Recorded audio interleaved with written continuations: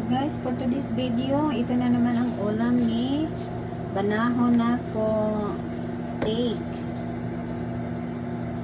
Kumakain siya kasi ng steak ng isang araw. Isang linggo.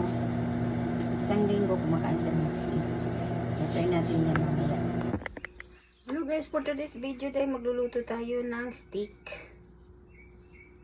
Ito kakainin mamaya ni Conrad, ang asawa ko.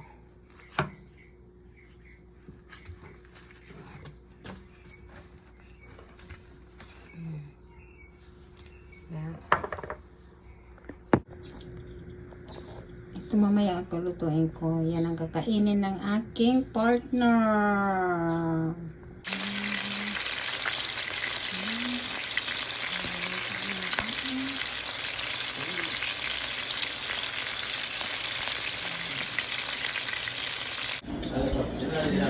Pagkain sila. Ito na yung food niya. Food is beef steak.